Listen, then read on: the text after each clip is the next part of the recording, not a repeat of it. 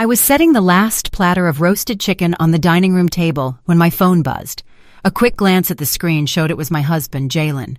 He should have been at the law firm working late. "Hello?" I answered, wiping my hands on a dish towel as I hit the call button. "Astra, we need to talk." Jalen's voice was as calm as if he were discussing tomorrow's weather. "Next week, on Wednesday, the whole family is heading to Palm Springs for a week. I've already booked the plane tickets and a vacation rental." My knuckles went white as I gripped the phone, a sudden, familiar tightness clenching in my chest. This was the third time. My voice, eerily composed in the calm before the storm, came out sounding unnaturally placid. "The whole family, you say? Your parents, your brother Marcus and his new girlfriend, your aunt and your cousin? That's 6 people." I forced a deliberately cheerful tone. "The rental you booked only has 3 bedrooms, and if there are too many of us, it'll be a hassle. So, you don't have to come." I took a deep breath, my eyes scanning the meticulously prepared meal on the table. 2 main dishes and a soup, all of Jalen's favorites. Now all that food, along with my hopes for a quiet dinner together, was destined for the garbage. "Oh, I see. Well, you all have a wonderful time." My voice sounded like a distant echo. "I knew you'd understand, Astra. You're the most accommodating person I know." I could hear his sigh of relief. "Oh, and while I'm gone, don't forget to water the flowers in the garden and my succulents." "Right. Okay." I hung up, standing frozen in place. The phone screen went black, a light extinguishing inside my heart. The third time. 3 years of marriage, and not once had I been invited on their annual family trip. The first time, the excuse was that I had just had a miscarriage, and a long trip would be too much for me. The second, my job was too demanding, and it would be hard to take time off. This year, he hadn't even bothered with a convincing excuse. I began to clear the table mechanically, scraping the untouched food into the trash. Suddenly my wrist trembled, and a plate slipped from my hands, shattering on the floor. The shards scattered across the tile. How they looked so much like me at that moment. A marriage that seemed brilliant on the outside, yet crumbled at the slightest touch. My phone buzzed again. It was the family group chat. A message from my mother-in-law. "Guys, we're doing Palm Springs again this year. We leave Wednesday, so don't forget the sunscreen. They say it's going to be hot." A flurry of celebratory emojis followed. I stared at the words. The whole family. My eyes welled up with tears. To them, I wasn't family. I was just a stranger, an unpaid housekeeper. I pulled out a family photo from last year's trip to San Diego. Jalen had his arm around his brother Marcus. My mother-in-law, in a flashy sundress, sat in the center, and my father-in-law, looking solemn, stood to the side. Next to them were his cousin and Marcus's girlfriend at the time. All 7 of them were beaming, with the blue ocean and palm trees in the background. That day, I was home alone with a high fever. I called Jalen, and he told me, "Take some Tylenol and get some rest. You'll be fine. We're on a boat, and the signal is bad. Gotta go." And he hung up. I sank to the floor, picking up the ceramic pieces one by one. I cut my finger, and blood welled up, but the physical pain was nothing compared to the ache in my soul. My phone rang again. It was my best friend, Serena, on a video call. I quickly wiped my eyes, put on a fake smile, and answered. "Serena? You wouldn't believe the angry client who came into the salon today." Serena's voice stopped abruptly. She squinted, bringing her face closer to the screen. "What's wrong with you? Your eyes are all red." "Nothing. I was cutting an onion and they started stinging." I tried to smile, but it didn't reach my eyes.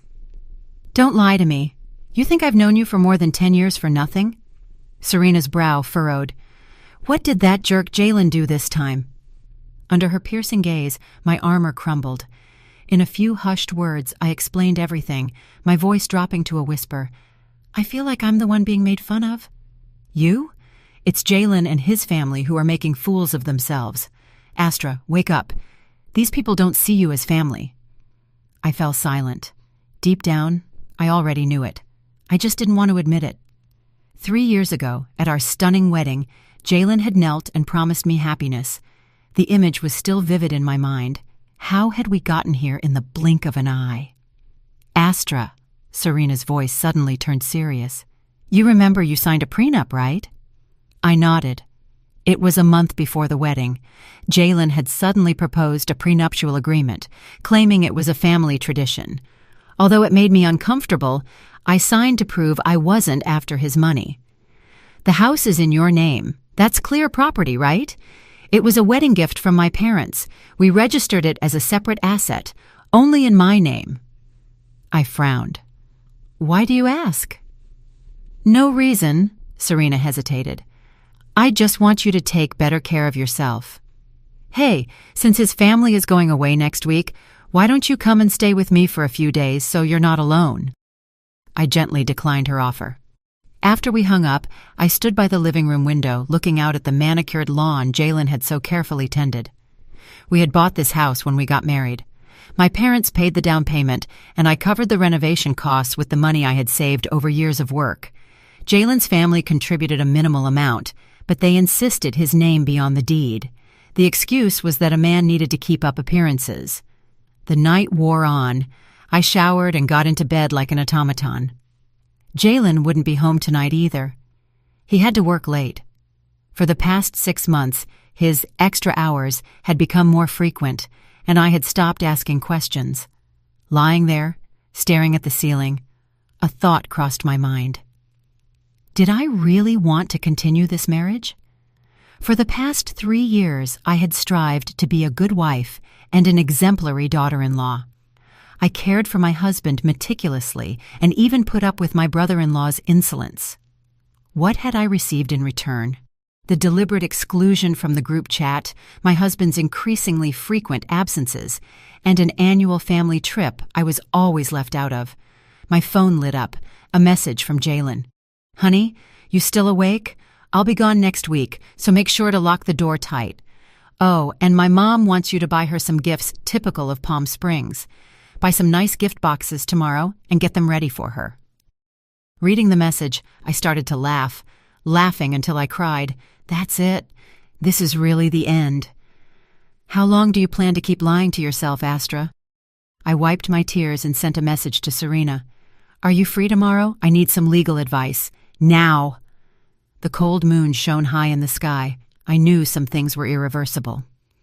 The morning sun crept through the bedroom curtains. I opened my eyes, but the other side of the bed was still empty. Jalen, as expected, had not come home last night. It was the 7th time this month. I got up and opened the closet. My fingers brushed past countless dresses before stopping at an elegant pantsuit. I chose it on purpose today. Jalen always said dresses made me look like a model wife. I washed my face and looked at myself in the mirror.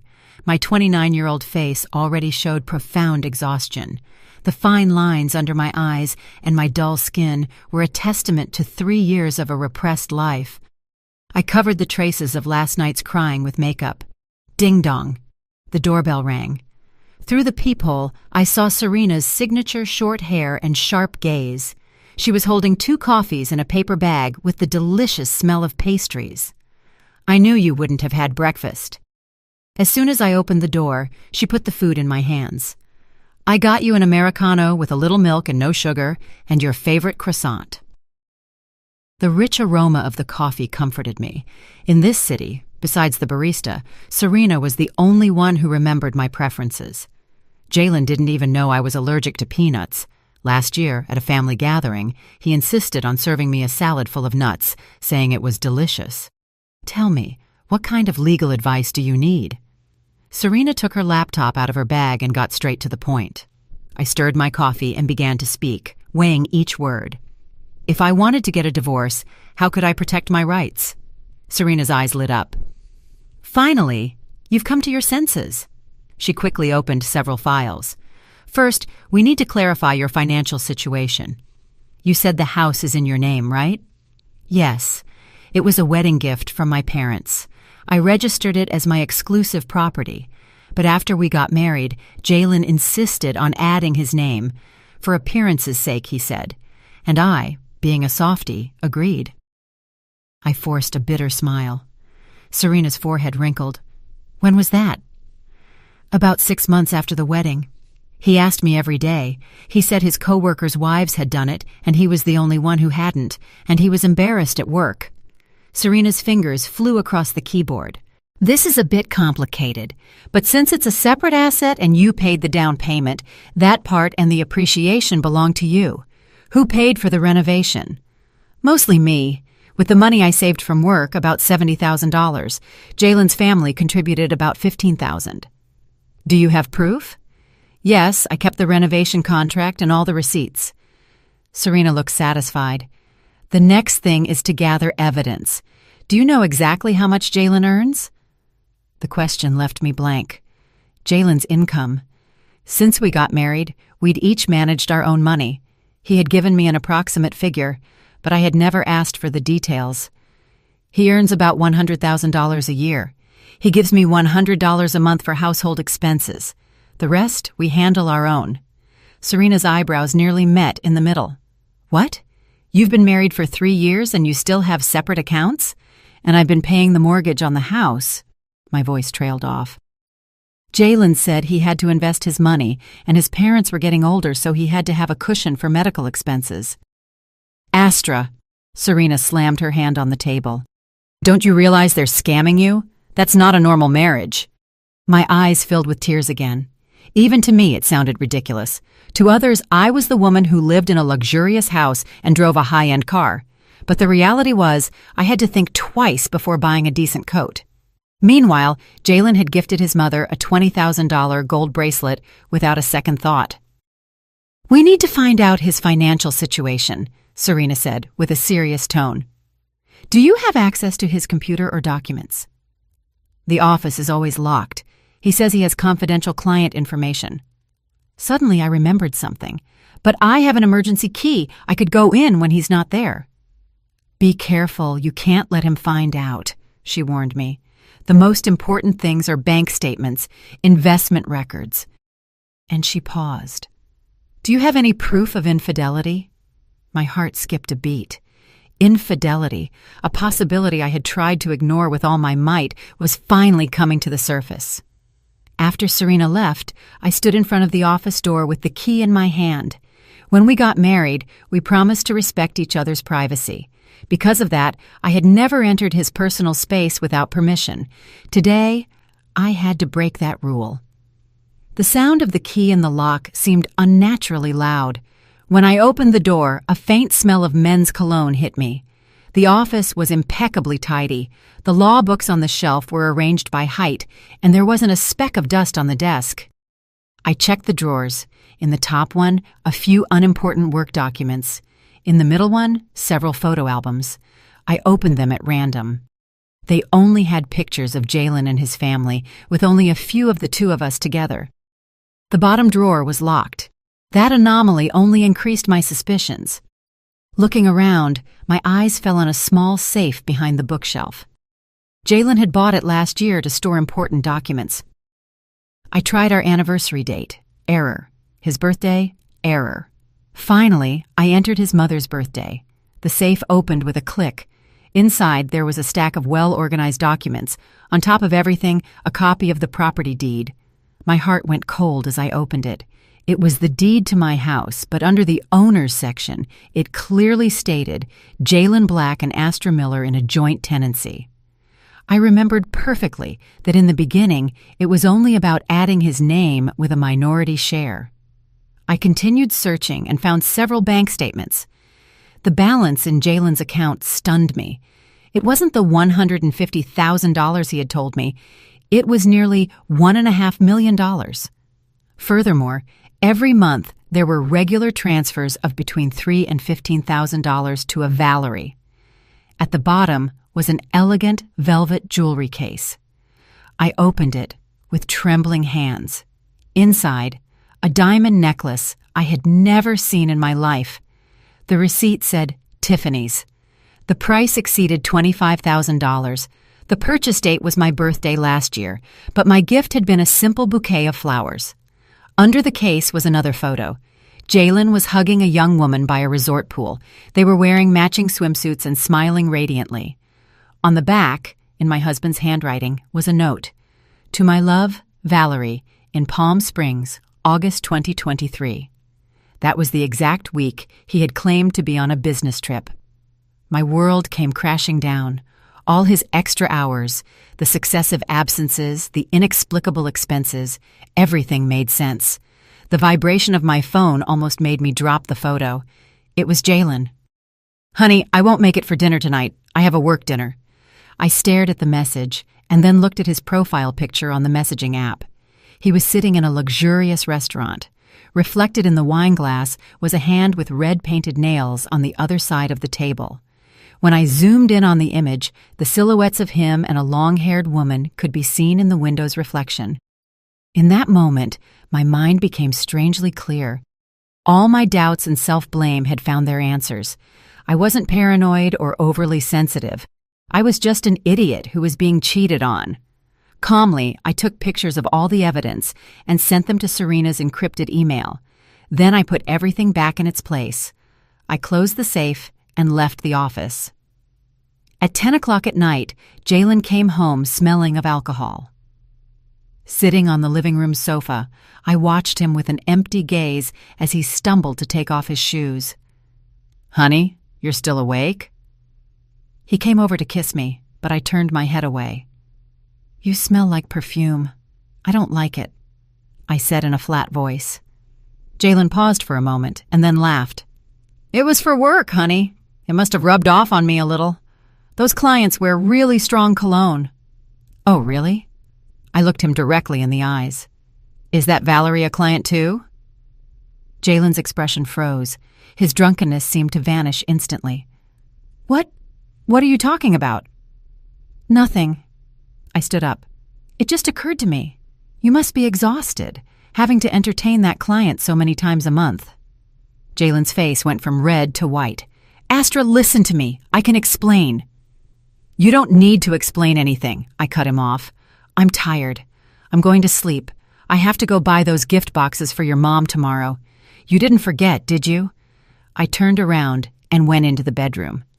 Jalen was left alone in the living room with a completely bewildered expression. As I closed the door, I leaned against it. I heard his nervous footsteps outside and his voice whispering on the phone. He was undoubtedly calling Valerie to warn her. My phone lit up. A message from Serena.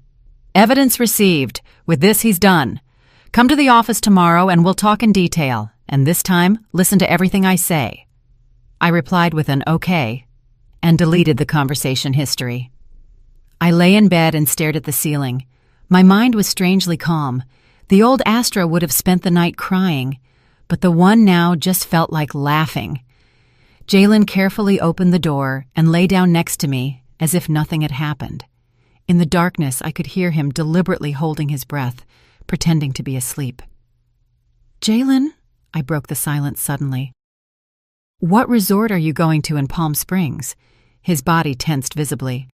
"Just a normal resort, one that the company has a deal with." "Oh, really?" I chuckled. "It's not the Oasis Club again, is it? They say the private villas with pools are super expensive." Jalen sat up with a start. "Have you been spying on me?" "Spying?" I turned to look at him. The moonlight illuminated his face, twisted by panic and anger. "Is there a need? You forgot to block me on Facebook, November of last year. Check in at the Oasis Club. By the way, the Tiffany's necklace in the picture was beautiful." Jalen's face contorted. "Astra, how dare you look at my phone?" "Compared to you cheating on me looking at your phone isn't a big deal, don't you think?" I got up and turned on the bedside lamp. 3 years of marriage with separate accounts. I've been an idiot, serving your whole family, and it turns out you had someone else on the side. Jalen, you really don't disappoint me." Jalen's face turned pale. Suddenly, he grabbed a pillow and threw it with all his might against the wall. "Stop it! Do you think I did it because I wanted to? I'm sick of seeing that long face of yours every day when I come home. Valerie is 100 times more affectionate than you. She knows how to make a man happy." I watched his mad outburst in silence. Suddenly, it all seemed so ridiculous. This was the man I had defied my parents for to marry, a coward who, after cheating, still had the audacity to blame others. "All right, let's get a divorce. I said lightly. "You can go with that, Valerie, and I'll live my life in peace." "Divorce?" Jalen burst out laughing as if he had heard the joke of the century. "In your dreams. Half of this house is mine. If you get a divorce, how are you going to live? Your measly salary won't even cover the mortgage." So that was it. He had it all figured out. He was sure I would never dare to ask for a divorce. Seeing his smug face, I laughed. "Well, we'll see." Jalen hadn't expected that reaction and was left speechless. I lay back down, turned off the light, and turned my back on him. I could feel his gaze of bewilderment and anger fixed on my back in the darkness. "Astra," he finally said through clenched teeth, "don't you dare do anything stupid. I've had my eye on this house for a while. My brother Marcus is getting married, and he needs a place. So that was it. I closed my eyes, my nails digging into my palms. The whole family had planned this for a long time. They wanted to take from me, live in my house, and in the end, take it from me to give to my brother-in-law." Jalen started snoring. I didn't sleep a wink all night. At dawn, I got up quietly. I packed some essentials and important documents, and I left the house stealthily. The morning air was exceptionally fresh. I took a deep breath and called Serena. "Serena, I've decided. I'm going to get back everything that's mine." On the other end of the line, Serena's voice was full of determination. "That's the spirit. I'll be waiting for you at the office. The war has begun." I hung up and hailed a cab. In the rearview mirror, I watched the house where I had lived for 3 years get smaller and smaller. This time, I wasn't going to falter. Serena's office was on the 28th floor of a glass skyscraper in the downtown LA financial district. I sat in the meeting room. In front of me, Serena had printed out all the evidence. "The situation is worse than I thought," she said, adjusting her glasses. "According to these bank statements, over the last 2 years, Jalen has transferred a total of $330,000 to that Valerie person. This is a clear act of dissipation of marital assets." I nodded in silence. My fingers unconsciously traced those cold numbers. $330,000, the equivalent of several years of my salary, and he had given it so easily to another woman. But the most serious thing is this. Serena unfolded a stack of papers. "I checked Jalen's credit history. 3 months ago, he took out a loan for $800,000. The purpose? Home renovation. But you didn't have any recent renovation plans for your house, did you?" $800,000? I looked up in shock. "He didn't say a word to me." "He wasn't going to tell you," Serena scoffed. "That money, 1 week after it entered his account, was transferred to Valerie in 5 installments. I think that scumbag bought that woman a house." My voice trembled. "Do you really think so?" "It's very likely," Serena nodded. "But that's not the most urgent problem. Look at this." She opened a digital file. It contained a transcript of Jalen's and his brother Marcus's text messages. "I got this through a special channel," Serena explained. "It's difficult to use as direct evidence in a lawsuit, but it's enough for us to know what they were planning." "Bro, did you tell your wife about the mortgage on the house yet?" Marcus had asked. "Not yet. I was planning to tell her after the trip. She's been a little weird lately. I think she suspects something with Valerie. So what?" "We have to make a down payment for the condo my girlfriend and I saw next week." "Don't be in such a hurry. My name is on the deed to the house, too. Even if she objects, she can't do anything. If she gets difficult, I'll tell Mom to talk to her. She always listens to Mom." I stared at the screen, a rock crushing my chest. They had been planning to mortgage my house to buy my brother-in-law a condo for a long time. Legally, to get a mortgage on a jointly owned asset, the consent of just one of the owners is sometimes enough, Serena said seriously. "If they act first, you'll be in a very unfavorable situation." "Then what do I do?" I clenched my fists. "Do I have to stand by and do nothing?" "Of course not." A sharp light gleamed in Serena's eyes. "We have to beat them to it. Your parents paid the down payment, and you paid for most of the renovation. You have proof of everything. We can argue that Jalen is the main culprit in the breakdown of the marriage and request a new division of assets." I thought for a moment, and then something occurred to me. "Serena, What if I could prove that the joint tenancy deed was forged by Jalen? Serena's eyes lit up. You have proof? I'm not sure, but I remember perfectly that in the beginning it was a tenancy in common. Also, the notary stamp and the signature on the deed in the safe looked a little different. This could be our turning point, Serena exclaimed, hitting the table excitedly. If we prove the deed was falsified, not only would the mortgage be void, but Jalen could face criminal charges. We laid out a general plan. First, I had to secretly gather more evidence. Second, we had to quickly verify the authenticity of the deed. And finally, prepare the divorce petition. As I was leaving the office, Serena gave me a set of keys. It's a small apartment I have. It's empty now. Stay there for a while. Don't go back to the house. A cornered Jalen could do anything. I hugged her gratefully. As I exited the building, the sunlight was dazzling. My phone rang. It was a call from Jalen. I took a deep breath and answered. Astra, where have you been? Jalen's voice was filled with anger. My mom just called me. She said you still haven't sent her the gift boxes. She needs them for tomorrow. I almost laughed. After everything that had happened, his first reaction was to scold me for not having run an errand for his mother. I'm out. I have some things to take care of, I said calmly. The boxes have been ordered. They'll be delivered directly to your mom's house this afternoon. Jalen seemed bewildered. He hadn't expected me to be so cooperative. Oh, okay. Hey, about last night. Last night? I asked, feigning ignorance. You were very drunk. You kept talking nonsense. There was a silence of a few seconds on the other end of the line. Yeah, I was very drunk. I don't remember anything. Anyway, when are you coming home? I think I'll be late. Something urgent came up at work. Don't wait up. I made up an excuse and hung up. I went straight to the county recorder's office. With a copy of the original deed and my ID, I was able to successfully view the property's historical records. Indeed, it was clearly stated there. Tenancy in common, Astra Miller 70%, Jalen Black 30%.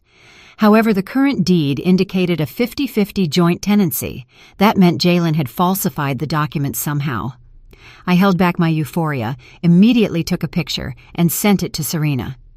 Bingo! The jerk falsified the type of ownership. This time he's done for. Great, Serena replied instantly. Now I needed to get the original of that falsified deed. It wouldn't be easy. Jalen would surely hide it carefully. I decided to take a risk and go back to the house one more time. At 4 p.m, I took advantage of Jalen being in a meeting at the office to go back. As soon as I opened the door, I knew something was wrong. The living room was in disarray, and the drawers of my vanity were wide open. Someone had been looking for something. I went upstairs quietly. I heard a noise in the office. Through the crack in the door, I saw Jalen, sweating profusely, rummaging through papers. He kept cursing under his breath. He had come home earlier than expected to look for the deed. I went back downstairs stealthily and closed the front door with a deliberate slam. "Honey, I'm home!" From upstairs, there was a sound of surprise, followed by Jalen's voice, trying to sound calm. "Oh, hi, honey. I was in the office looking for some papers." I went up and opened the office door. Jalen was standing by the desk, forcing a smile, but the beads of sweat on his forehead and his disheveled hair gave away his nervousness. "Why are you back so early?" I asked, feigning concern. "Oh, there wasn't much to do at the office.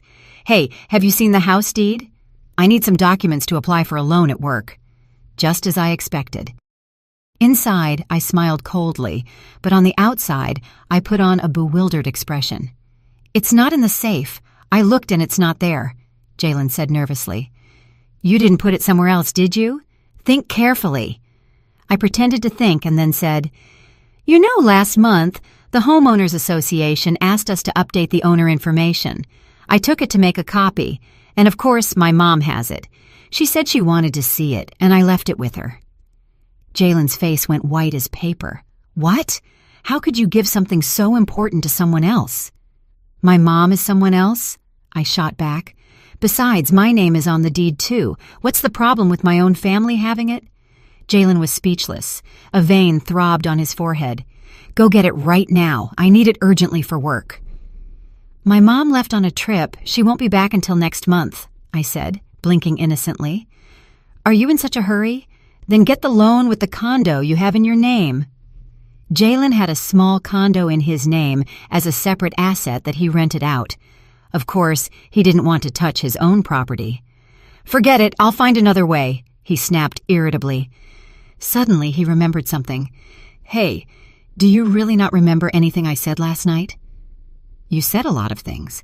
You talked about Valerie, about Palm Springs, about a necklace.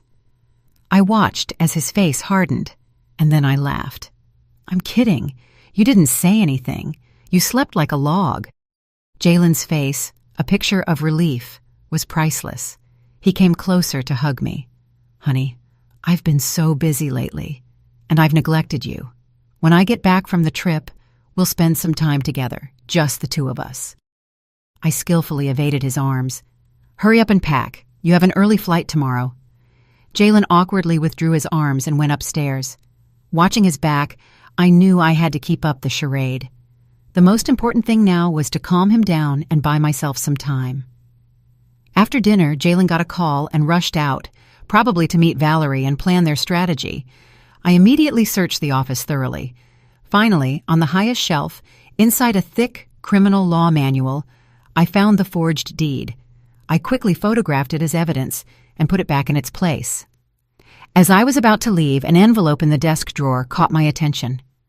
When I opened it, to my surprise, I found a drafted mortgage loan agreement. The appraisal of the house was $1,200,000, the loan amount $800,000, and the purpose joint family investment. The most terrifying thing was that in the space for the borrower's signature, my signature had been forged very convincingly. It wasn't mine. Jalen had forged my signature. With trembling hands, I photographed all the evidence and carefully put them back where they belonged. Just as I was about to leave the office, my phone rang. It was my mother-in-law. Astra, her voice was still arrogant. The gift boxes are arriving tomorrow, right? They have to be the good ones with gold details. Don't mess it up. Yes, Mom, don't worry. Everything is ready, I replied, repressing my nausea. She continued with her orders. While we're on vacation, don't forget to water the plants at home once a week. Jalen's succulents are very expensive. Oh, and I have some pickles in the fridge that I made. They'll be ready next week, so take them out and put them in the sun to dry. I responded with monosyllabic replies while looking at the clock. It was already 10 o'clock at night. Jalen still hadn't returned. I decided not to wait any longer. I packed some clothes and important documents and left the house for Serena's apartment. On the way, I called my parents and explained the situation in broad strokes. Contrary to what I expected, my dad didn't scold me for not listening to him. On the contrary, he said firmly, "Honey, whatever decision you make, your family will always be on your side. We gave you that house. Don't let that man's family take it from you." On the other end of the line, I heard my mom crying. "My poor girl. How could you go through all this without telling us?" After I hung up, I finally broke down. I cried uncontrollably in the back seat of the taxi. I wasn't fighting alone. My pride had just prevented me from showing my vulnerability to my family.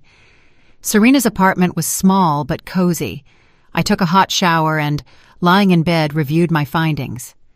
Jalen's crimes were becoming more and more evident. Infidelity, concealment of assets, and falsification of documents and a signature on a contract. Any of them was enough for him to pay a high price in court. My phone lit up. A text message from Jalen. "Honey, an unexpected business trip came up. I'll be gone for a few days. I'll meet the family directly in Palm Springs. We'll talk about the house when I get back." I smiled disdainfully and didn't reply. I went on Facebook and saw that Valerie had posted something new. "Thanks for coming. Best gift ever." The attached photo showed a Tiffany's bracelet and a man's hand. The watch on that man's wrist was the one I had given Jalen for his birthday last year. Calmly, I took a screenshot, saved it, and turned off my phone. Tomorrow the war would enter a new phase, and this time there would be no mercy. The morning light filtered through the thin curtains. When I opened my eyes, it took me a few seconds to realize where I was. Serena's apartment was small, but I had slept better than I had in the last 3 years. I had 3 missed calls on my phone, all from Jalen, and a text message. "Why aren't you answering? I'm getting on the plane. Lock the front door." I smiled contemptuously and blocked his number and all his profiles.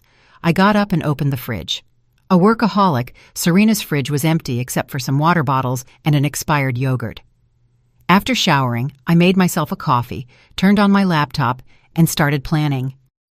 Last night, Serena had sent me a detailed list of actions. The first was to secure my personal assets. I logged into my online banking and checked all my accounts. Luckily, my salary was deposited into an account Jalen didn't know about. In the last 3 years, I had managed to save nearly $60,000. In our joint account, there were $35,000 in savings. In theory, we were each entitled to half. I smiled bitterly. Jalen had already sent his mistress more than $300,000. I called the bank and, citing possible suspicious activity, temporarily froze the joint account. This way, Jalen couldn't take out any money during his trip. The next thing was the most important: the house. Following Serena's advice, I had to report the deed as lost and quickly request a duplicate, but first, I had to make sure Jalen couldn't interfere. My phone rang. It was my dad. "Honey, I talked to my old friend, the lawyer Mr. Jameson. He has a lot of experience in real estate litigation. He says we have to sue Jalen for falsification of documents as soon as possible, and at the same time request an urgent restraining order." "Dad," a lump formed in my throat. "I'm sorry I didn't listen to you." "What nonsense is that?" My dad's voice was firm. "The important thing now is that you get back what's yours. Your mom and I are coming to LA this afternoon. We'll stay at a hotel. Whatever happens, we'll face it together." When I hung up, my eyes felt moist. My parents would always be my refuge, and for an insignificant man, I had distanced myself from them for 3 years. After getting ready, I went directly to the county recorder's office. With a copy of the original deed and my ID, I successfully completed the lost deed report. The clerk informed me that the new deed would take about 7 business days to be issued. If someone tries to mortgage the property with the reported deed, would it be valid? I asked cautiously. The clerk shook his head. Once the loss announcement is published, the previous deed loses its validity immediately. But if you're concerned about the security of your home, you can request a prohibition on disposition annotation. This way, no one will be able to make any transactions with that property for a while. That was exactly what I needed. I filled out the application immediately. In the reasons section, I clearly wrote, "Alleged falsification of documents by the co-owner." As I left the office, I sighed in relief. The house was safe for now. No matter how many banks Jalen went to with that falsified deed, he wouldn't get a single dollar. My phone rang, an unknown number. When I answered, a voice introduced herself as the real estate agent from Sun Realty. "Is this Ms. Astra Miller? I'm calling about the listing for your house. We have a buyer willing to pay $1,150,000. When can we meet to negotiate?" I was stunned. "Excuse me? I haven't put my house up for sale."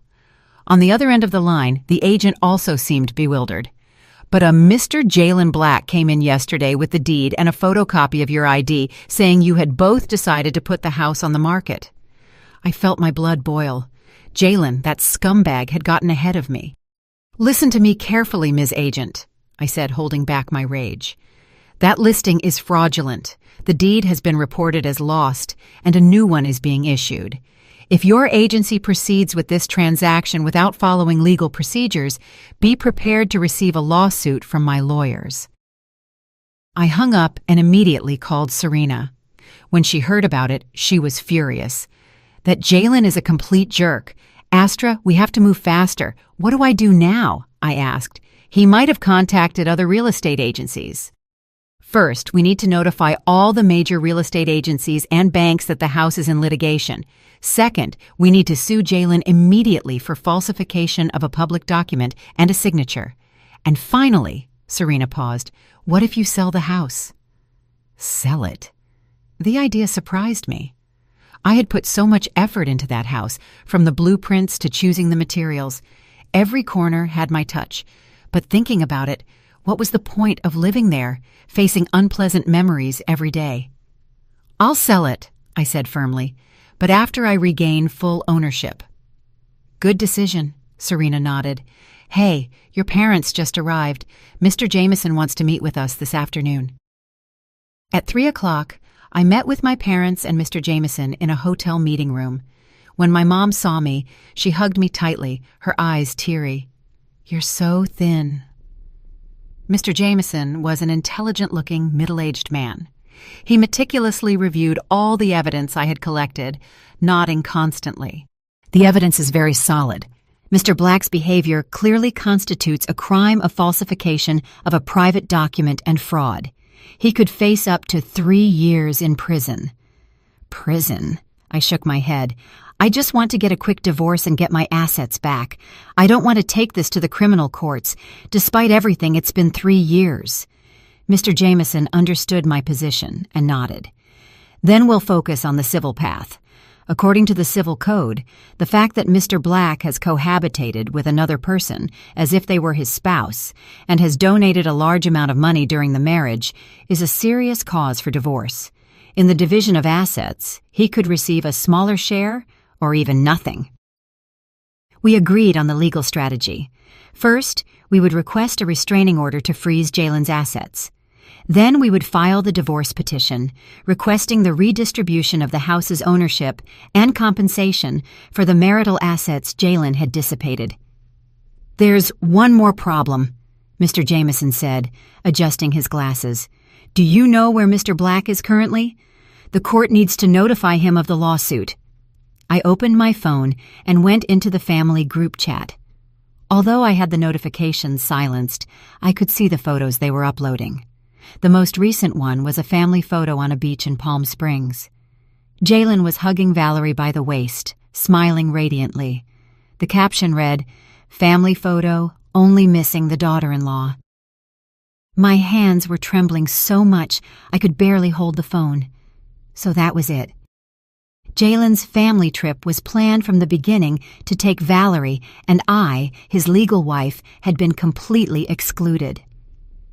"They're at the Oasis Club in Palm Springs," I said calmly, handing my phone to Mr. Jameson. The photo showed the time and location.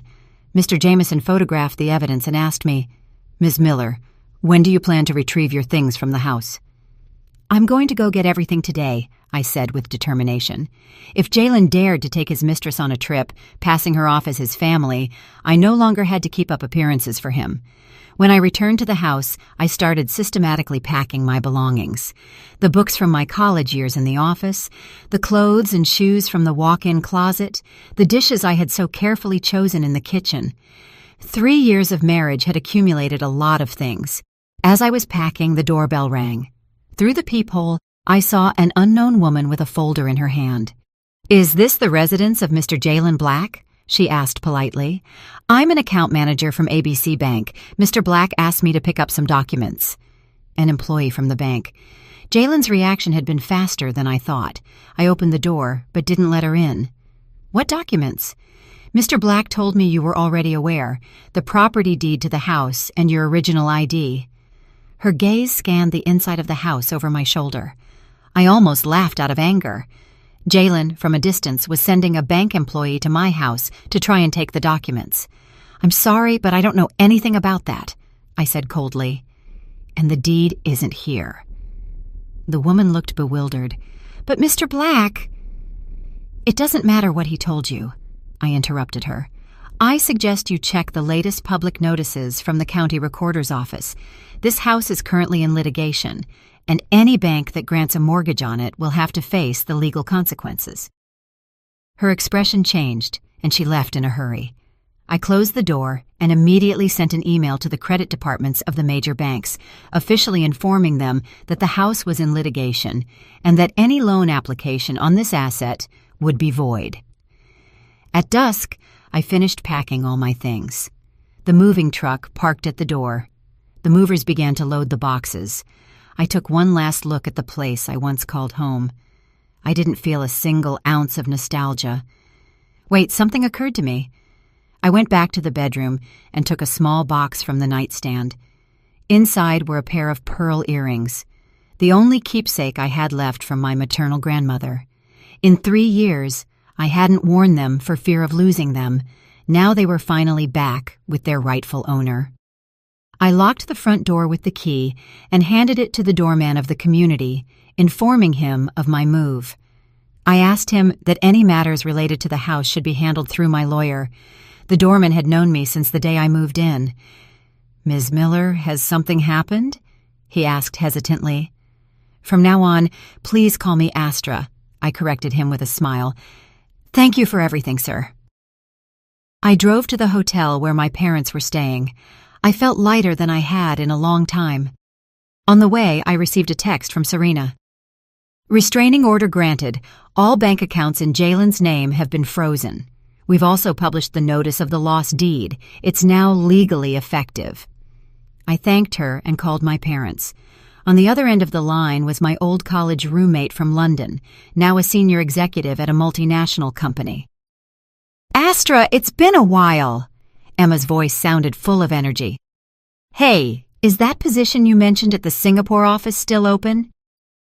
I looked at the road ahead and asked in a firm voice, "I think I need a new beginning."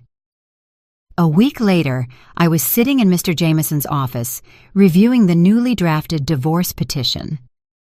The document detailed the serious reasons attributable to Jalen: cohabitation with another person, falsification of documents, dissipation of marital assets.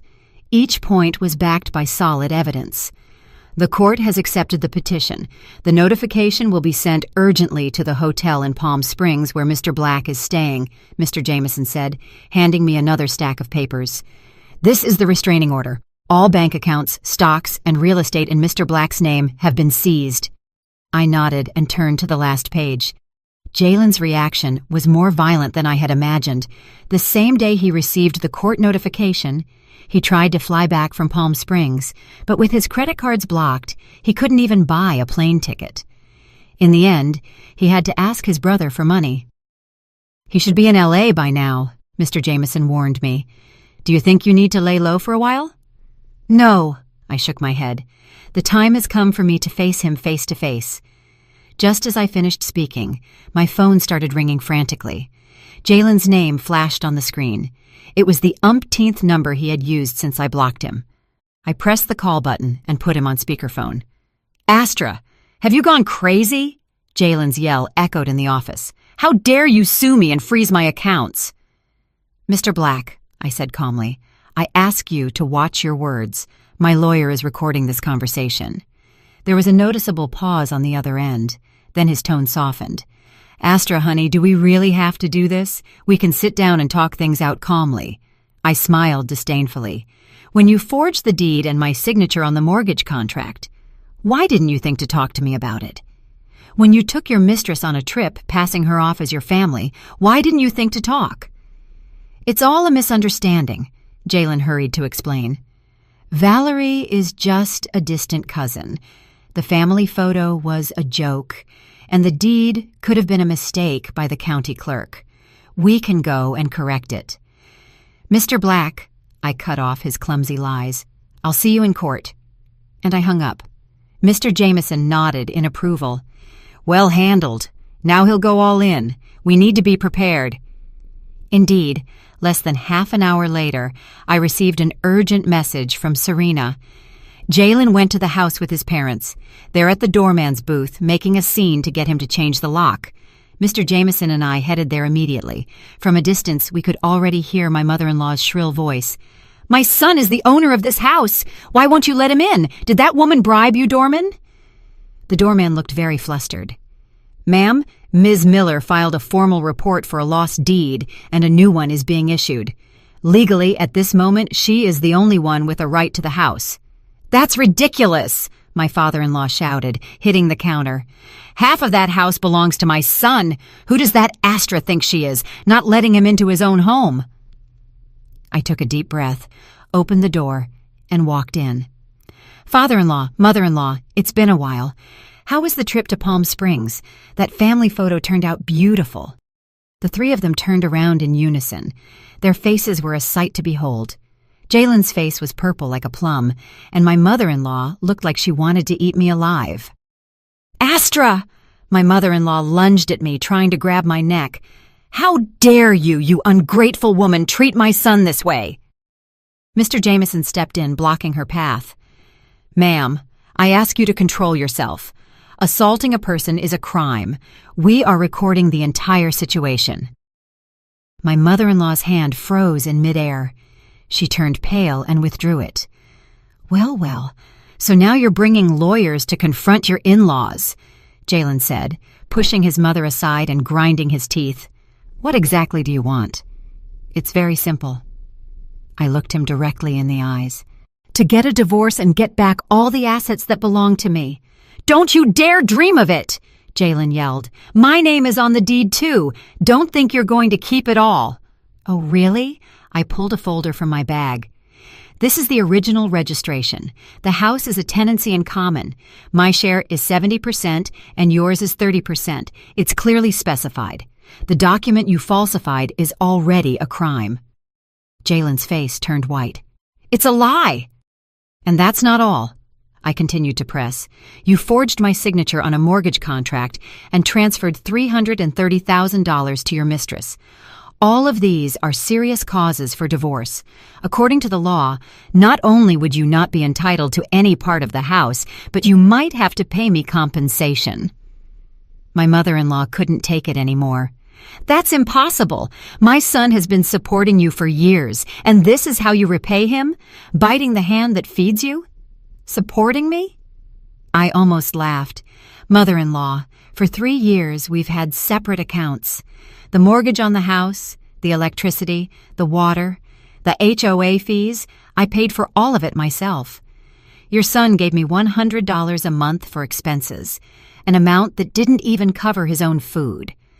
My mother-in-law was speechless. My father-in-law looked at me with narrowed eyes. "Astra, we're family. There's no need to go to these extremes. Jalen made a mistake, but you haven't done things right either. A man can make a small mistake once in a while." "A small mistake?" I interrupted him. "Falsifying documents is a small mistake? Dissipating assets is a small mistake? Taking your mistress on a trip, passing her off as your wife, is a small mistake?" Jalen suddenly lunged forward, trying to snatch the folder from me, but Mr. Jameson stopped him. He looked like a cornered beast. "Astra, don't pressure me. I know a lot of people. I can make it so you can't find a job in all of L.A." "Threatening the opposing party," Mr. Jameson said calmly, pressing the record button on his phone. "Mr. Black, this recording will be very damaging evidence against you." Jalen finally realized the gravity of the situation. His attitude changed 180 degrees. "Astra, honey, I'm so sorry. I was wrong, truly. Give me one more chance. I'll leave Valerie. From now on, I'll do whatever you say." Seeing him cry only filled me with disgust. There was a time when that same expression of helplessness would soften my heart, and I would forgive his betrayals and lies again and again. "It's too late, Jalen," I said calmly. "I've given you too many chances. Now I just want to end this marriage as soon as possible." "In your dreams!" he suddenly yelled. "I'll drag this lawsuit out as long as I can. Let's see who gives up first. 3 years? 5 years?" "That's not up to you to decide," Mr. Jameson said, holding out another folder. "This is the evidence Ms. Miller has collected about your cohabitation with Ms. Valerie. It includes bank transfers, intimate photos, and conversations. If this is presented to the court, not only will the divorce process be accelerated, but you may also have to pay compensation for emotional distress." Jalen collapsed into a chair like a deflated balloon. My mother-in-law tried to say something more, but my father-in-law stopped her. Both of them, finally, realized that their precious son had hit a concrete wall. "I'll give you 3 days," I said, standing up. "If you agree to a mutual divorce, the house is mine, and the rest of the assets will be divided according to the law. If you want to continue with the lawsuit, we'll see each other in court, but be prepared to face all the legal consequences." As I left the doorman's booth, I sighed in relief. The sun warmed my face. My phone rang. An email from Emma. The attached file was a job offer for the position of marketing director at the Singapore office. The salary was 3 times what I was currently making. "Have you made a decision yet?" Mr. Jameson asked. I nodded. "As soon as I sort things out here, I'm going to Singapore to start a new life." "That's a smart decision," Mr. Jameson smiled. "But Jalen won't give up easily. Next time, he might resort to even lower tactics." "I'll be ready for him," I said, looking at the house in the distance. It was once my home, but now it was nothing more than a cold building. This time, I wasn't going to back down. 3 days later, Jalen, as expected, didn't sign the papers. Instead, he launched a smear campaign. First, his relatives called me one after another to convince me to stay. Then he posted a tearful message on Facebook, insinuating that I had left him for a richer, more successful man. Finally, he showed up at my company and filed a complaint with HR, accusing me of immoral conduct. Luckily, I was prepared. When HR called me, I presented my letter of resignation and the job offer from the Singapore company. At the same time, Serena helped me publish a statement on several news portals, clarifying the truth and attaching some of the evidence of Jalen's infidelity and falsification of documents. Public opinion turned instantly. Jalen's social media pages were flooded with comments from indignant internet users. The location of Valerie's workplace was even leaked. They became the talk of the town. The most surprising thing was that a particularly motivated internet user discovered that Valerie was dating 3 men at the same time. Jalen became the laughingstock of the entire country. "This time he's really done for," Serena said with satisfaction. But we underestimated Jalen's audacity. One rainy night, he broke into the house where I was finishing up packing my things with his brother Marcus. He threatened to kill me if I didn't drop the lawsuit. "Astra!" Jalen reeked of alcohol, and his eyes were bloodshot. "You've ruined my life, so I'm going to ruin yours." Marcus raised his phone and started recording. "Sister-in-law, you'd better drop the lawsuit. If not, this video of your reconciliation with my brother will go viral tomorrow." I understood their plan instantly. They wanted to fake a forced reconciliation, maybe even assault me. My heart was pounding, but I kept my composure. "Jalen, do you know this is a crime?" "A crime?" Jalen scoffed. "What crime can there be between a husband and a wife?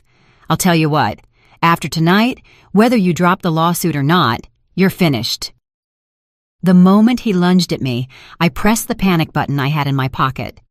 A piercing alarm sounded, and at the same time, 2 of my former coworkers, who were on guard in the next house over, broke down the door and pinned the Black brothers to the floor.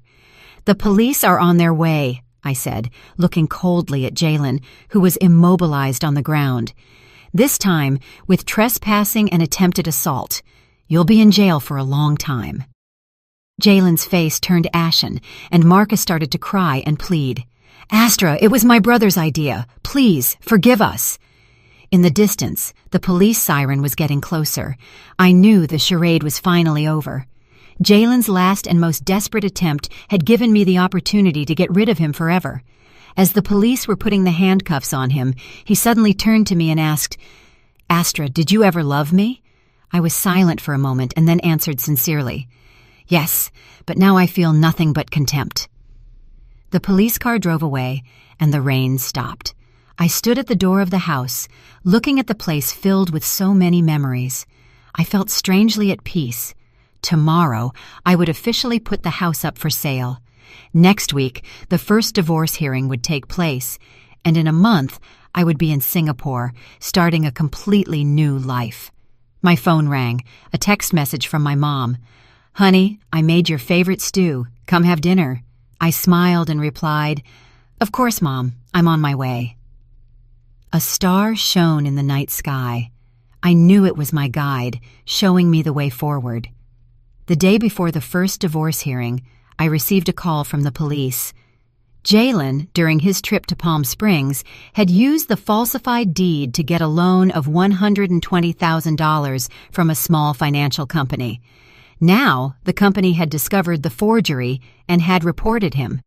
"Ms. Miller, you are one of the victims in this case.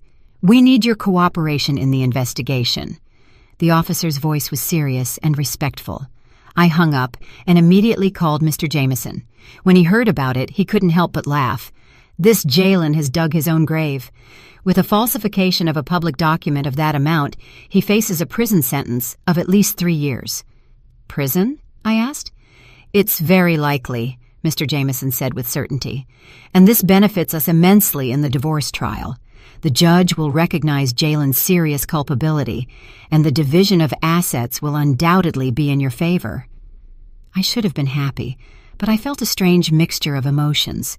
It was ironic that 3 years of marriage would end this way.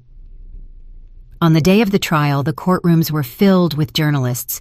Since my story had gone viral, the case had become a topic of media interest. Someone had even created the hashtag #StandStrongAstra. Jalen arrived late, accompanied by his parents and his lawyer. In just 2 weeks, he seemed to have aged 10 years.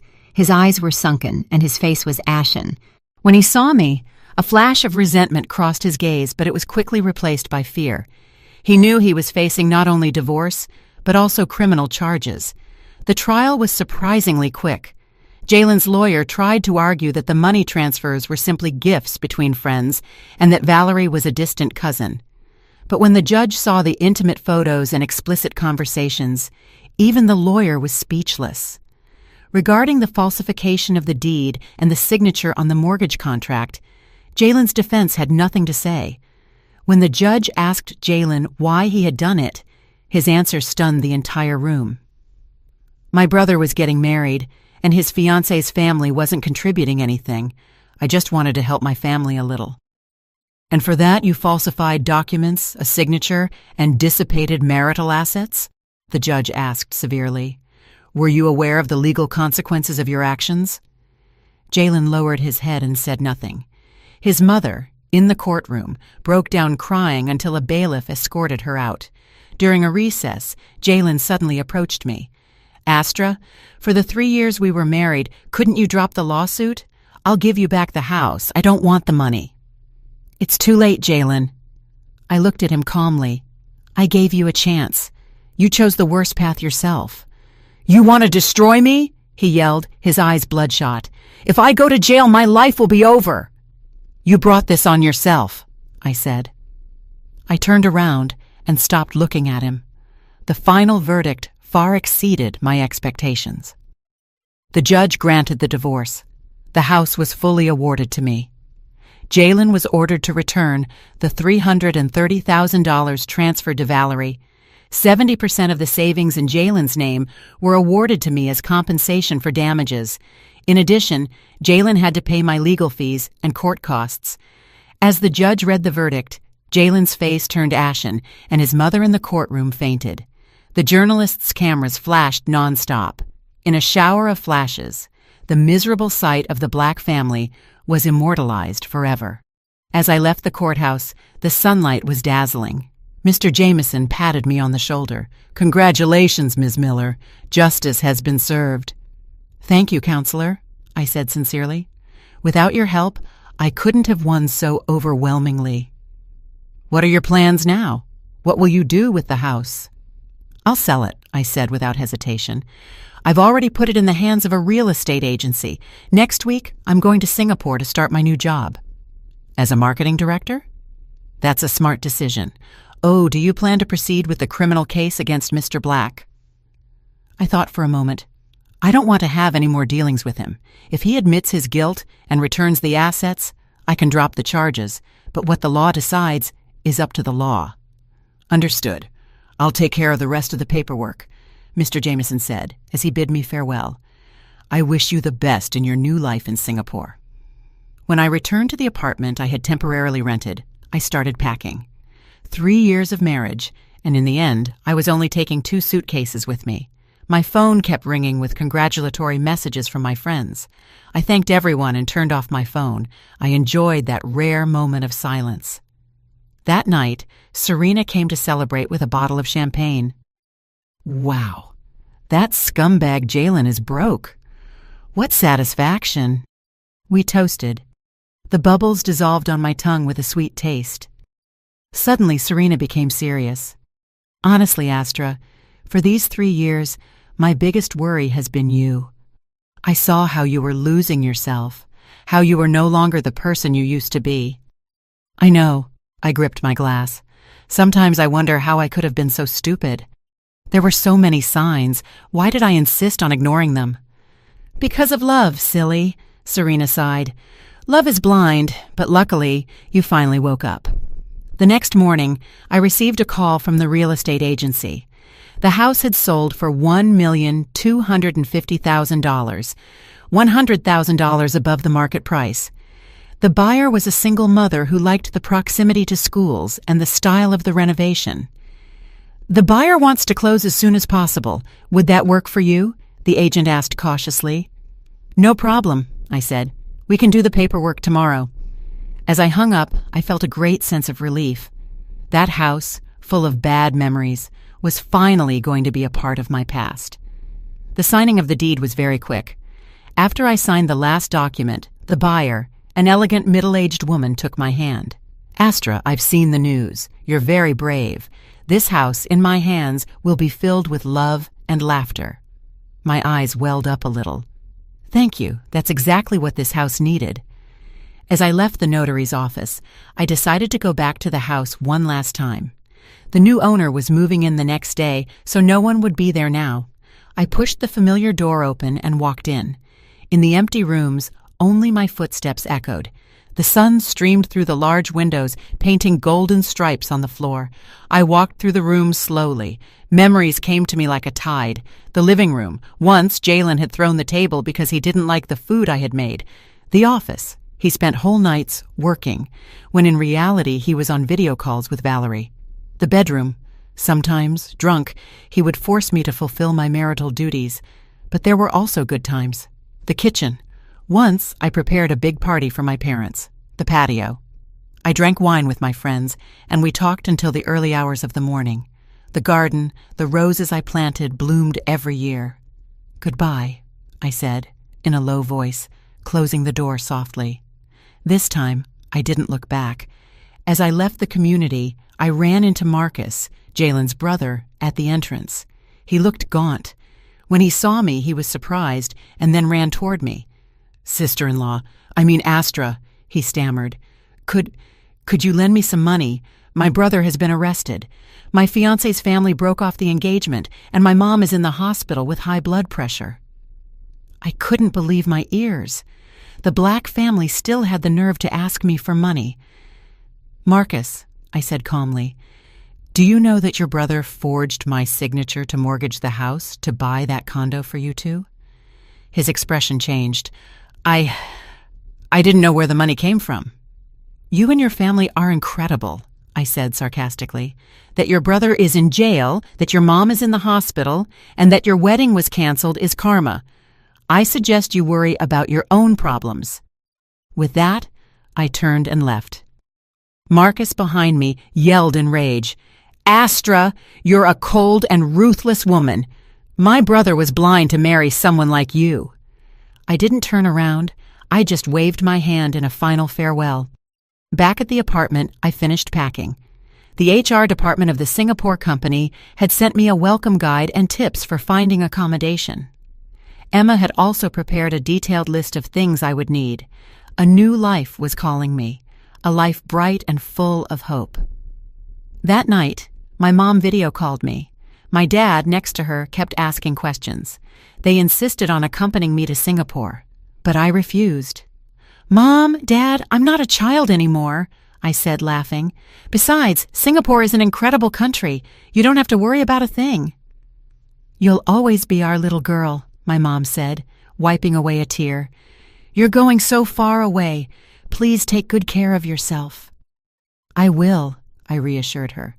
And these days, with how easy it is to travel, you can come and visit me whenever you want. I hung up and stood by the window, looking out at the city where I had lived for almost 10 years. Under the neon lights, how many stories of love and heartbreak were unfolding? Mine was just one more. My phone rang again. It was Serena. Astra, I just got a call from the courthouse. That scumbag Jalen confessed. The prosecutor is asking for 3 years for him. His lawyer told me he wants to see you one last time." "No," I said firmly. "I have nothing else to talk to him about." "I know," Serena laughed.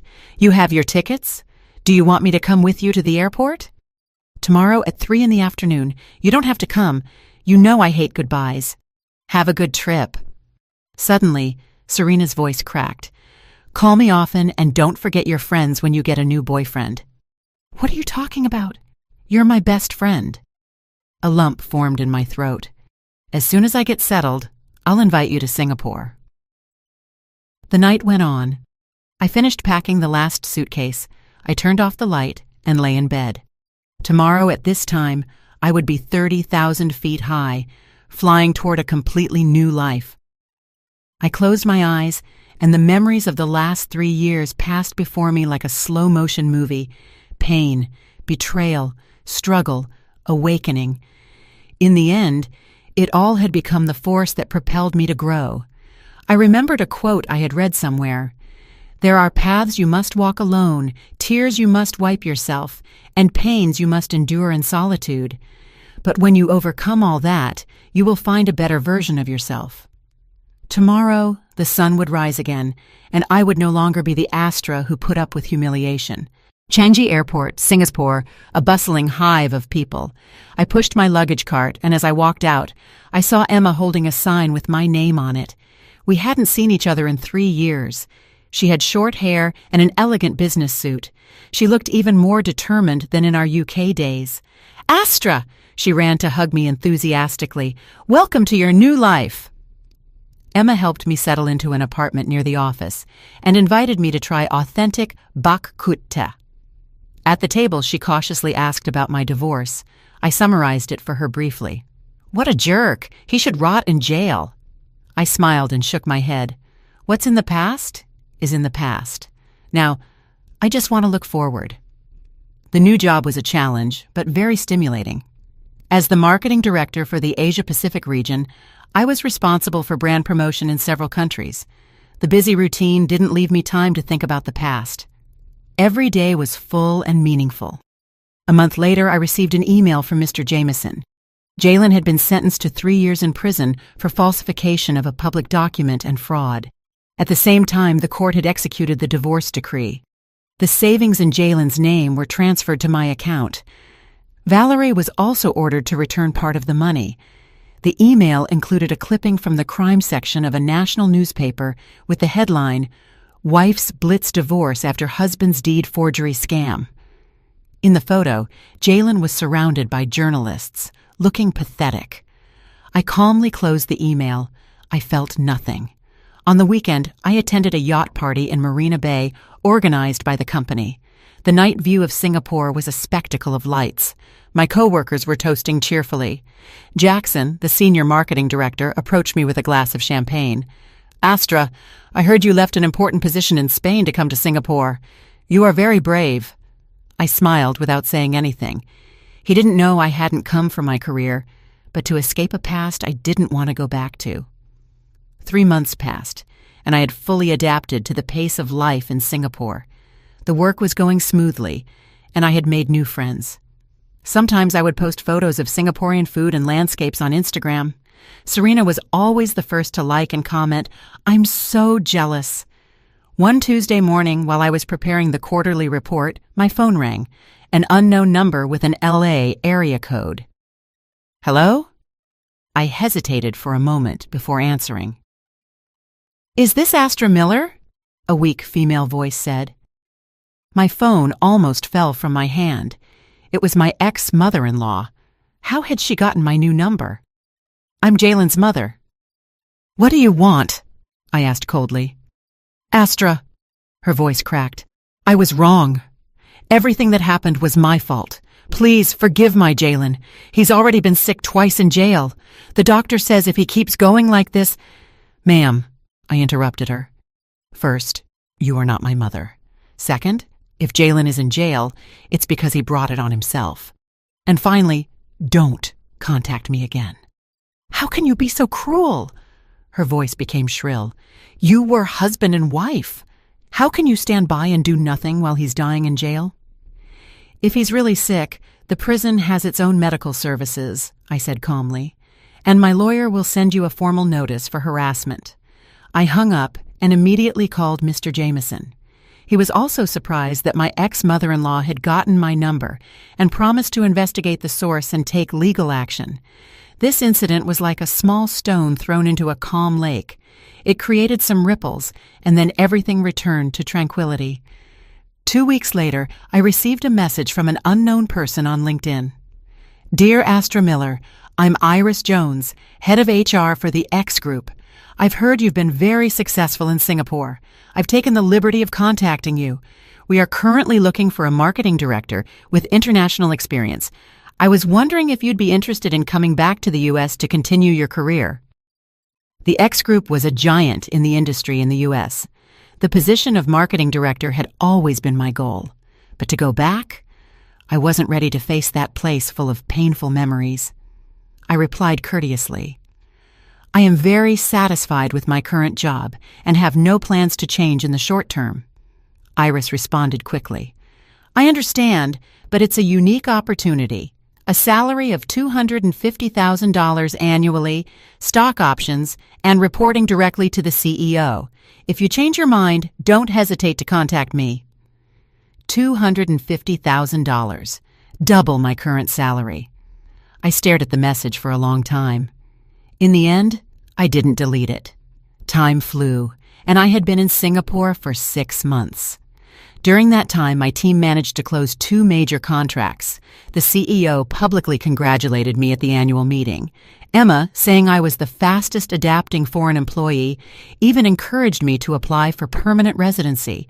But the offer to return to the U.S. kept nagging at me. It wasn't about the position itself, but because I suddenly realized I was running away. Running away from the place where Jalen was, where the painful memories were. Running away from the weak person I had been in the past. One weekend, I went to Sentosa Island by myself. Sitting on the white sand, looking at the blue ocean, I suddenly understood that true detachment isn't running away, but having the ability to face things and still choose not to look back. That night, I wrote to Iris, expressing my interest in talking more. At the same time, I contacted Mr. Jameson to ask if, in case I returned, Jalen and his family could harass me. Mr. Black is still serving his sentence. He has at least 2 years left before he gets out, he replied. His parents, after my firm's warning, won't dare to bother you. Besides, your reputation in the U.S. is very good. Many women consider you an example of a woman fighting against domestic abuse. An example? I smiled bitterly. I was just a normal woman who, when cornered, had fought back. The interviews with the X Group went very well. After a video interview, they even offered to arrange an in-person meeting in Singapore. The president of the Asia-Pacific region had dinner with me and explained the company's expansion plans in detail. Ms. Miller, we are deeply impressed with your background, the president said sincerely. Not just for your professional ability, but for the strength and courage you have shown. Those are the fundamental values of our company culture. So, after 8 months in Singapore, I decided to return. Emma, although saddened, understood my choice. Follow your heart. Singapore will always be here for you. The resignation process was quick. The CEO tried to keep me, offering me a 30% raise, but I refused. It wasn't about the money. I needed to complete my own ritual of redemption, to return to the place that had hurt me, and with my head held high, start a new life. A week before I returned, I received a message from Serena with some juicy news. Valerie cheated on your ex-husband. She went to a halfway house and got together with another inmate's family member. They teamed up and fleeced Jalen out of what little he had left and then fled. I should have felt satisfied, but I felt a strange melancholy. Jalen, who had calculated so much, had ultimately been betrayed by everyone. Was that karma? The plane landed at Los Angeles International Airport. It was October, in the middle of fall. Through the window, I saw the blue sky and yellow leaves. It was a breathtaking beauty. While waiting for my luggage, my phone buzzed. A welcome message from Iris. At the end, she added a sentence. Oh, there's a welcome party at the company tomorrow night. The The CEO wants to take the opportunity to introduce you to the team. Will you be available?" I replied in the affirmative and took a deep breath. I pushed my cart and walked out the arrivals gate. The sun, filtering through the glass dome, warmed my face. "Astra, welcome home," I told myself. The welcome party for the X Group was held in a restaurant on the 80th floor of a skyscraper in downtown LA. I chose a dark red pantsuit, professional, but not without a touch of celebration. "Director Miller, I've heard a lot about you." The CEO, Mr. Johnson, was a kind man in his 50s. He shook my hand with just the right amount of firmness. "Your case was a case study in my MBA class." I smiled and thanked him, a little surprised inside. My divorce, a case study in a business school? As the party began, I understood why. Mr. Johnson's wife, an elegant and intellectual woman, approached me. "Astra, I'm Eleanor Thompson, a law professor at UCLA. I also direct the Center for Women's Rights Studies. Your case is a perfect example of how an educated woman can use the law as a weapon to protect herself." "I'm flattered, but I think you're exaggerating," I said, a little overwhelmed. At the time, I just reacted instinctively when I was cornered. "Precisely that instinct is what deserves to be studied." The professor's eyes sparkled with intelligence. "Too many women in similar situations choose to endure, but you demonstrated with your actions that the law is an effective weapon to protect our rights." Midway through the party, a middle-aged man in a suit approached me and introduced himself. "Director Miller, a pleasure. I'm the group's legal advisor. I've heard wonderful things about you." As we exchanged a few words, a young woman timidly joined us. "Excuse me, are you Director Astra Miller?" She introduced herself as an intern in the marketing department and told me that my story had given her the courage to leave a toxic relationship. "Seeing you now gives me the faith to believe that I can also start over." Her eyes were filled with tears. In that moment, I suddenly felt that my story could have a real meaning. It wasn't just my personal story, but that of many women who suffered in unhappy marriages. At the end of the party, Mr. Johnson arranged for a car to take me to the hotel. In the car, he handed me a folder. "Director, this is the invitation for the Forward to Europe Business Forum next month. The group has decided that you will represent us and give the opening speech." I opened it. It was the most important forum in the industry. Normally, only executives at the vice president level and above attended. "I don't think I have enough experience." "Don't be modest," Mr. Johnson laughed. "Your results at the Singapore office are undeniable. Besides," he added, with a meaningful tone, "your personal experience fits perfectly with this year's forum theme, the reinvention of leadership in times of change." Back at the hotel, I couldn't sleep. Through the window, I saw the spectacular LA night, a different kind of splendor than Singapore's. In just 1 year, my life had completely changed, from being a disrespected wife to a senior executive at a multinational company, from being a victim who put up with humiliation to being an example who inspired others. My phone buzzed. A message from Serena. "How's it going? First day back and you're already adapted? Let's get together tomorrow." I replied with a smiling emoji. "Of course. I have 1,000 things to tell you." The next day, I met Serena for lunch at a quiet cafe. As soon as she saw me, she hugged me tightly. "Wow, Director, that charisma is noticeable from 100 feet away." I laughed and gently hit her shoulder. "Stop with the nonsense and tell me how your promotion to partner is going." "Don't even get me started," Serena waved her hand. "The old-timers still say I'm too young, but," she lowered her voice conspiratorially, "I just landed a big case. Jalen's mother sued Valerie for the restitution of assets." "What?" I almost spit out my coffee. "What kind of soap opera is this now?" It turned out that my ex-mother-in-law was claiming that Valerie had scammed Jalen and was demanding the return of a total of $500,000 in donations. Valerie, on her part, was claiming that it was compensation for her lost youth. The two women put on a show in court, the mother-in-law calling Valerie a tramp, and Valerie replying that she hadn't known how to raise her son. The judge was completely shocked, Serena recounted. amused. I shook my head. I didn't want to know any more about that farce. Jalen and his disastrous life no longer had anything to do with me. "Oh," Serena said, suddenly becoming serious. "I have something important to tell you. Jalen might get out of jail 6 months early for good behavior. He could be out next month." She looked at me with concern. "Will it affect your decision to come back and thrive here?" I thought for a moment and shook my head. "No, LA is very big. It's not easy for us to run into each other. Besides, the Astra of now is no longer the one who lets herself be walked all over." "That's the Astra I know." Serena raised her glass. "To your new life." The following days were a whirlwind. I officially took control of the marketing team and began to build my own team. I revised the speech for the Forward to Europe Business Forum over and over until it was perfect. The day of the forum, I chose a royal blue tailored suit. Professional, but not without femininity. Standing in front of the mirror, I almost didn't recognize the person looking back at me, confident, imposing, with a look full of conviction. Next, on the topic of the reinvention of leadership in times of crisis, please welcome the marketing director of the X Group, Astra Miller. Amidst applause, I walked up to the podium. Under the spotlights, I couldn't see the faces of the audience very well, but that comforted me. A year ago, I found myself in the biggest crisis of my life. My voice was clear and firm. My marriage had broken down.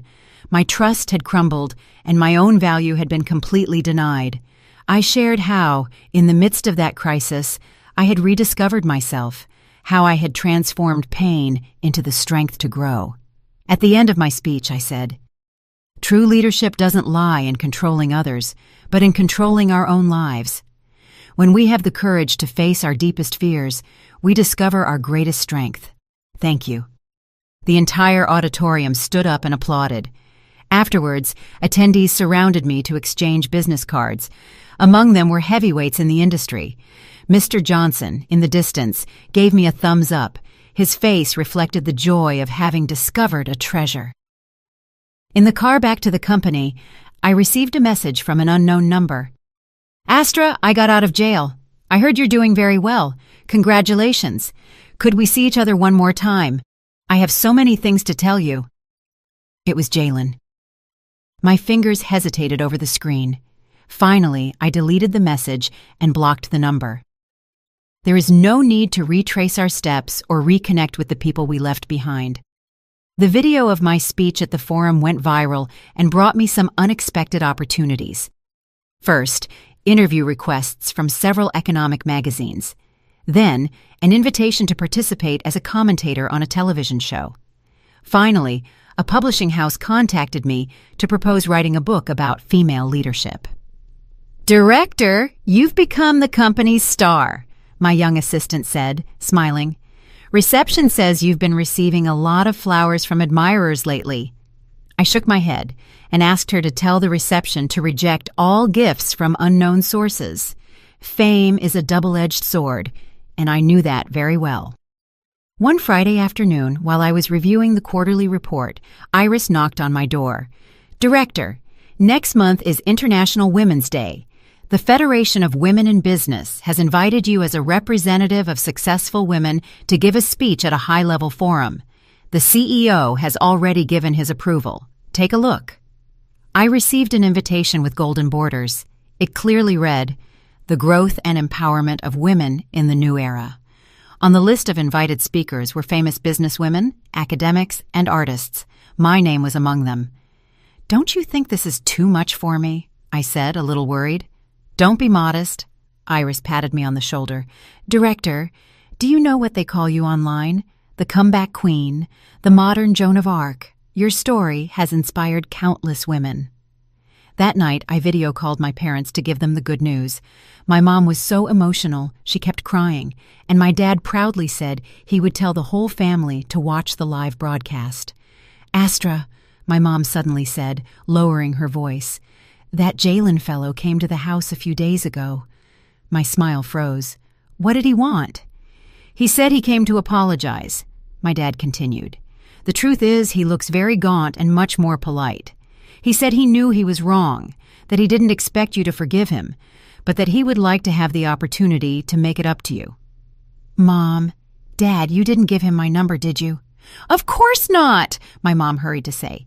Your dad almost chased him out with a broom. I sighed in relief and asked them to please not receive him again. I hung up and stood by the window, looking at the lights of L.A. The appearance of Jalen had been like a small stone thrown into the calm of my heart, but the ripples quickly dissipated. The Women's Day Forum was held with great fanfare at the Los Angeles Convention Center. I prepared a speech titled, "The Path of Personal Reinvention for Women, from the Home to the Professional World." I shared how I had left a toxic relationship and reclaimed my own worth. When we give others the right to define us, we lose our most precious freedom, and true empowerment begins with reclaiming that right. My voice resonated in the hall. Divorce is not terrible. What's terrible is not having the ability to divorce. Being single is not terrible. What's terrible is not having the ability to live alone. The audience erupted in thunderous applause. I saw many women with teary eyes, including my mom. She and my dad had come to L.A. especially to attend the forum. Afterward, a white-haired woman, accompanied by an assistant, approached me. I recognized her as a famous businesswoman. "Astra, what a great speech."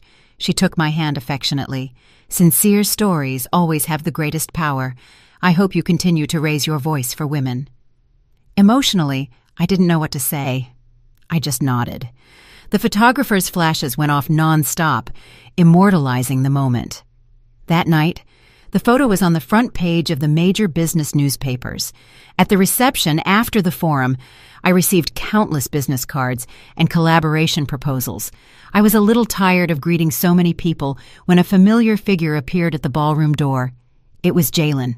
He was wearing a suit that didn't fit him well and holding a bouquet of flowers, trying to sneak into the event. Security stopped him, and a scuffle ensued. I hesitated for a moment and then walked over. "Astra?" Jalen's eyes lit up when he saw me.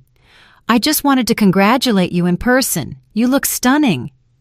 He had lost a lot of weight and had deep dark circles under his eyes. There was nothing left of his former poise. The bouquet of flowers he was carrying was cheap and looked pathetic. "Jalen," I said calmly, "please leave." "I know I don't have the right to see you," his voice cracked. "I was really wrong.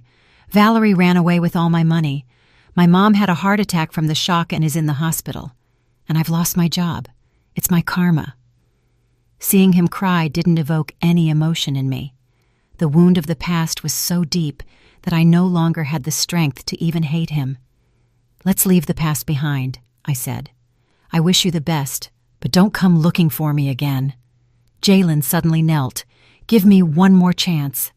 "Security," I turned and called. "Please escort this gentleman out." 2 security guards grabbed Jalen by the arms and dragged him outside. He struggled, yelling as he turned to look at me. "Astra, you're a ruthless woman after all we've been through." Everyone in the ballroom turned to look and whispered. I composed myself, raised my head, and returned to the event. My mom greeted me with a worried look. I hugged her gently. "Mom, I'm fine." After that night, Jalen never appeared in my life again. Some said he had gone to the South to work in construction, others that he had gone back to his hometown to take care of his sick mother. Whatever the case, it was no longer my business. The success of the forum continued for some time. My followers on LinkedIn skyrocketed, and every day I received hundreds of messages of inquiries and collaboration proposals. The company took the opportunity to appoint me director of the newly created Center for the Development of Female Leadership and granted me an additional package of stock options. With the arrival of spring, I bought an apartment in L.A. The day of the signing, I made sure the deed was solely in my name. In the empty apartment, I made a video call to Serena to toast virtually. "Wow, Director, now you're a true winner," Serena said on the other side of the screen, biting into an apple. "But what about love? Any news?" "My work is my love," I laughed, changing the subject. "Hey, and your promotion to partner?" "Thanks to you, I got it," Serena raised her glass triumphantly. Now the old-timers at the firm call me counselor, with all due respect." We toasted through the screen, celebrating our respective successes. I hung up and went out onto the balcony. The April air of LA was filled with the scent of lilacs. In the distance, the skyscrapers of downtown could be seen. The lights shone like a galaxy. A year ago, I was still the Astra, trapped in an unhappy marriage. Today, I had transformed into a butterfly, living a life I had never dared to dream of before. My phone rang. An email from the editor of the publishing house. He had sent me the revised manuscript. My memoirs, titled Rebirth, were about to be published at the end of the year. The editor suggested I add a chapter on how to build healthy relationships. "Because," he wrote in the email, "many readers will wonder if, after everything you've been through, you still believe in love." I sat at the desk, opened my laptop, and on a blank page, I wrote a line. "I believe in love, but I believe more in myself. True security never comes from another's promise, but from self-confidence." Outside, a crescent moon rose silently, painting the world with silver.